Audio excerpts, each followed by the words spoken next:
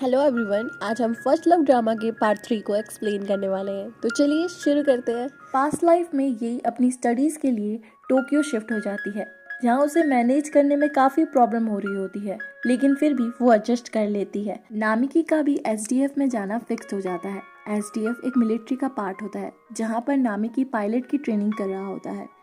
अब ये दोनों ही लॉन्ग डिस्टेंस रिलेशनशिप को फॉलो कर रहे होते हैं, लेकिन फिर भी साथ साथ में होते हैं। यही का एक अच्छे कॉलेज में एडमिशन हो जाता है, जहाँ पर यही के काफ़ी अच्छे दोस्त भी बनते हैं। उन्हीं दोस्तों में से एक दोस्त यही का एक कंपटीशन में नाम लिखा देता है, जिसके बाद में यही को उस कंपटीशन में हिस्सा लेना पड़ता है। यहाँ हैरानी की बात ये होती है कि यही उस कंपटीशन को जीत जाती है। इसके बाद में सारे के सारे क्लासमेट यही के नाम पर पार्टी करते हैं। यही उस पार्टी में शामिल तो नहीं होना चाहती, लेकिन फिर भी उसे शामिल होना पड़ता है। वहीं दूसरी तरफ नामिकी यही को कॉल करने की कोशिश कर रहा होता है, लेकिन अभी यही उस फोन को पिक नहीं कर पा रही होती है। नामिकी थोड़ा उदास हो जाता है। प्रेजेंट स्टोरी में सुजुरू अपनी क्लास में बैठा होता है। तभी वो अपने मोबाइल पे चेक करता है कि ऊटा ने उसे फॉलो किया है, यहाँ तक कि उसके म्यूजिक पर लाइक भी किया है। ये देखने के बाद सुजुरू बहुत हैरान हो जाता है, बहुत खुश भी। इसके बाद जब सुजुरू ऊटा से मिलने जाता है, तब ऊटा बाकी सबसे सुजुरू को ये कहकर मिलाती है कि ये एक बहुत ही कमाल का म्यूजिशियन है, बड़ी मुश्किल से ढूंढा है इसे। इसके बाद ऊटा उस म्यूजिक को प्ले करती है जो सुजुरू ने बनाया था। सब जने सुजुरू के बनाए म्यूजिक को एंजॉय करते हैं। इसे देख सुजुरू बहुत खुश हो रहा होता है। इसके बाद सुजुरू नामिकी से मिलता है। वो उसे अपने हाल के बारे में बताता है कि मुझे बहुत अजीब और अच्छा लग रहा है। ऊटा बहुत अच्छी है, हम दोनों एक दूसरे को बहुत समझते हैं। तभी नामिकी उसे थोड़ा समझाने के बाद बोलता है, इसे पहला प्यार कहते हैं और इससे आज तक कोई नहीं बच पाया है। तभी नामिकी वहां से जाने लगता है। वो जाते हुए सुजुरू से उसकी मॉम के बारे में पूछता है। सुजुरू बोलता है कि ठीक ही होंगी। तभी नामिकी पूछता है, क्या मतलब तुम्हारा ठीक ही होंगी? सुजुरू बताता है कि मैं अपनी मॉम के साथ नहीं रहता हूँ, मैं अपने फादर के साथ रहता हूँ बचपन से ही। उन दोनों का डिवोर्स हो रखा है। इसके बाद नामिकी को यह बात पता चलती है। नामिकी थोड़ा हैरान होता है। यही अपनी ड्यूटी कर रही होती है। तभी उसकी नज़र ऊटा पे पड़ती है। ऊटा की टैक्सी वाला किसी और ही कस्टमर को बैठा के वहाँ से चला गया होता है और ऊटा को बहुत गुस्सा आ रहा होता है, पर यही उसे देखकर अपनी टैक्सी में लिफ्ट दे देती है। ऊटा ये देख के बहुत सरप्राइज और खुश होती है। उसके बाद जैसे ही ऊटा गाड़ी में बैठती है तो वो सुनती है सुजुरू का म्यूज़िक। वो थोड़ी हैरान हो जाती है। तभी यही क्लियर करते हुए बताती है कि मैं सुजुरू की मॉम हूँ। इसके बाद में ऊटा इतनी हैरान होती है कि वो यही को 2 बार देखती है। उसके बाद वो रिलैक्स फील करती है। यही ऊटा को एयरपोर्ट पर छोड़ती है। ऊटा यही का बहुत शुक्रिया करती है। जाते हुए ये बोलती है कि आपकी वजह से मेरी ज़िंदगी बदल सकती है। असल में ऊटा को फ़ॉरेन जाना होता है, लेकिन टैक्सी में सोने के कारण वो उसको ऐसा लगता है कि वो एयरपोर्ट टाइम पर नहीं पहुंच पाएगी, क्योंकि उसका एक बहुत ख़ास इंटरव्यू होता है। लेकिन थैंक्स टू यही वो एयरपोर्ट टाइम पर पहुंच जाती है। इसीलिए यही भी उसे जाता देख खुश होती है। वहीं जब वो एयरपोर्ट में जा रही होती है तो यही को भी अपने पुराने दिन याद आते हैं, क्योंकि यही का बचपन से सपना एयर होस्टेस बनने का होता है। इसीलिए वो बहुत मेहनत करती है, यहाँ तक कि पार्ट टाइम जॉब भी करती है और बहुत मेहनत से रात दिन एक करके वो पढ़ाई करती है और फाइनली वो फॉरेन स्टडी के लिए अप्लाई करती है और वो उसमें सेलेक्ट भी हो जाती है। यही बहुत खुश होती है। जैसे यही को पता चलता है कि नामिकी उससे मिल सकता है तो वो बहुत ज़्यादा ही खुश हो जाती है। वो सोचती है कि मैं नामिकी को ये बात उसके मिलने के बाद बताऊँगी। वो दोनों काफ़ी टाइम बाद एक दूसरे से मिलने वाले होते हैं। वहीं हम प्रेजेंट लाइफ में ये भी देखते हैं कि यही अपना प्रेजेंट स्टोरी में पासपोर्ट चेक कर रही है, जो बिल्कुल खाली है। इसका मतलब यही कभी बाहर गई ही नहीं। नामिकी और सुजुरू जब आपस में शॉपिंग मॉल में एक दूसरे से बात कर रहे होते हैं, तभी सुजुरू के ज़रिए नामिकी को पता चलता है कि यही के घर पर वॉशिंग मशीन ख़राब हो रखी है। इसके बाद नामिकी बिना कुछ सोचे समझे वहाँ से यही के पास जाने के लिए भाग कर पहुँचता है। वहीं हम पास्ट लाइफ में भी देखते हैं नामिकी यही से पूरे 8 महीने बाद मिल रहा है। वो दोनों एक दूसरे को देखते हैं और गले लग जाते हैं। कुछ देर बाद दोनों साथ में बैठकर लंच कर रहे होते हैं।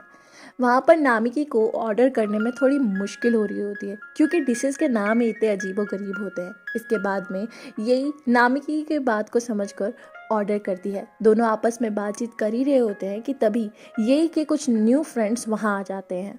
यही के दोस्त ये जानकर कि नामिकी यही का बॉयफ्रेंड है, हंसने लग जाते हैं और वहीं बैठ जाते हैं।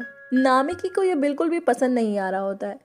वहीं उन दोनों दोस्तों में से एक दोस्त नामिकी के एसडीएफ को लेकर कुछ अजीबोगरीब क्वेश्चन पूछने लगता है, जिससे सुन नामिकी को गुस्सा आ रहा होता है। नामिकी खुद को कंट्रोल कर रहा होता है और कुछ देर बाद जब हद हो जाती है तब नामिकी वहाँ से खड़ा होकर बाहर चला जाता है। वो दोस्त बाहर आकर भी चुप नहीं होता। वो कहता है कि लॉन्ग डिस्टेंस रिलेशनशिप तो काफ़ी मुश्किल होता होगा, ऊपर से ये कितनी खूबसूरत भी है। असल में ये दोस्त इन दोनों के बीच में मिसअंडरस्टैंडिंग क्रिएट करने की कोशिश कर रहा होता है, लेकिन नामिकी साफ बोल देता है, मुझे यही पर पूरा विश्वास है। लेकिन जब येई का दोस्त नामिकी को ये बात बताता है कि येई फॉरेन पढ़ने जा रही है, इस बात से नामिकी हिल जाता है, क्योंकि नामिकी को इस बारे में अभी तक नहीं पता होता है। नामिकी वहाँ से जाने लगता है, तभी वो लड़का उसे रोकता है। इसके बाद इन दोनों के बीच में फाइट होती है। नामिकी वहाँ से चला जाता है गुस्से में। येई नामिकी को रोकते हुए पूछती है, आखिर तुम कर क्या रहे थे? नामिकी गुस्से से, तुम्हारे सारे दोस्त ऐसे बदतमीज ही है क्या? और तुम फॉरेन जा रही हो, तुमने मुझे बताया क्यों नहीं?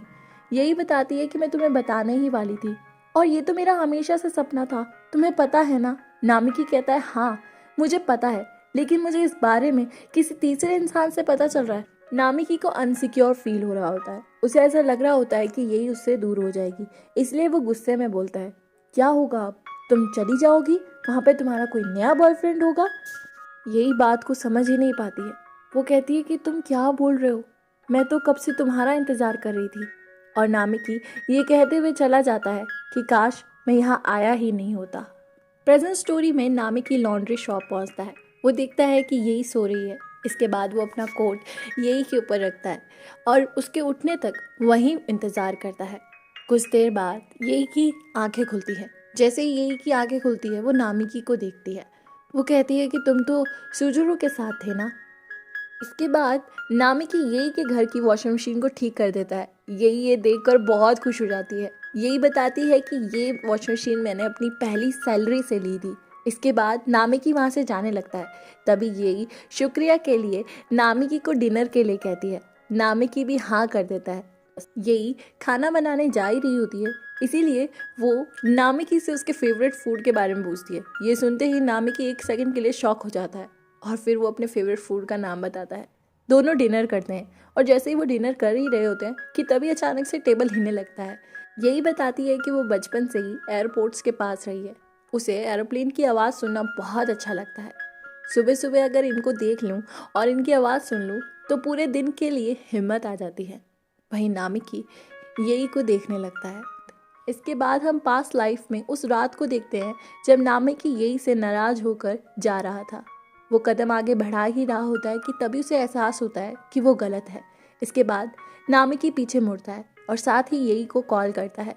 वो कॉल करके माफ़ी मांग रहा होता है कि तभी नामिकी को एक जोर से एक्सीडेंट की आवाज़ सुनाई देती है और साथ ही येई का फ़ोन भी कट हो जाता है। नामिकी भागकर उस एक्सीडेंट वाली जगह पहुंचता है। इसके बाद नामिकी के होश उड़ जाते हैं, क्योंकि एक्सीडेंट और किसी का नहीं येई का हुआ होता है। नामिकी येई को हॉस्पिटल लेके आता है। इसके बाद येई की मॉम भी हॉस्पिटल पहुंचती है। वो नामिकी से पूछती है कि तुम तो उसके साथ थे ना, तो ऐसा कैसे हो गया? नामिकी माफ़ी मांगने के अलावा कुछ भी नहीं कर पाता है। डॉक्टर येई की मॉम को बताते हैं कि येई का ब्रेन हैमरेज हुआ है। येई थोड़े टाइम बाद होश में आती है। वो अपनी मॉम को बुलाती है। जैसे ही उसकी मॉम उसे बोलती है कि तुम ठीक हो और तुम्हारा एक्सीडेंट हुआ है और अभी तुम टोक्यो में हो, येई थोड़ा सा घबरा जाती है।